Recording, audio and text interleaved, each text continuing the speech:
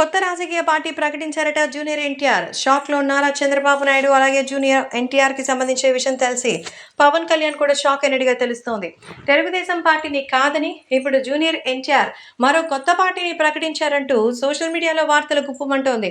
తన తాతకి అలాగే తండ్రికి తన అన్ని జ్ఞాపకార్థంగా ఈ పార్టీని పెట్టబోతున్నట్టుగా తెలుస్తోంది. ఎప్పుడు కూడా నందమూరి కుటుంబానికి ఆ పార్టీ వల్ల ఎటువంటి ఉపయోగం లేదని, మరి నందమూరి తారక రామారావు గారి మరణంతోనే తెలుగుదేశం పార్టీకి నందమూరి కుటుంబానికి సైతం మరి కాలం చెల్లిపోయిందని, కేవలం బాబాయ్ బాలకృష్ణ తన కూతురికి సంబంధించినటువంటి విషయం వల్ల చంద్రబాబుతో కట్టుబడి ఉన్నారని ఇది బహిరంగ సత్యం అంటూ చెప్తున్నారు.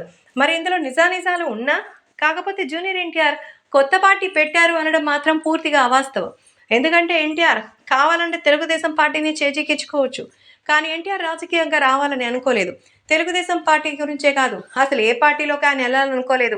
కేవలం సినిమాల గురించి తప్ప ప్రస్తుతం ఇంకా ఏవి ఆలోచించదలుచుకోలేదు. ప్రస్తుతం పిల్లలు ఎదుగుతున్నటువంటి ఈ సమయంలో పూర్తి సమయాన్ని పిల్లలతోనూ, అలాగే ప్రస్తుతం సినిమాలతో తప్ప వేరొక ఆలోచన లేదని, మరి ఆ ప్రశాంతమైన జీవితాన్ని కుటుంబ సమేతంగా ఉండాలని కోరుకుంటున్నానంటూ ఎన్టీఆర్ చెప్తున్నారు.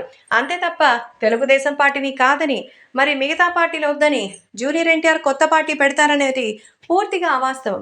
ఈ విషయంలో చంద్రబాబు అలాగే పవన్ కళ్యాణ్ కూడా ఎన్టీఆర్ని పలుమార్లు రాజకీయంగా రావాలని కోరినా ఆయన సున్నితంగానే రిజెక్ట్ చేసినట్టుగా తెలుస్తోంది.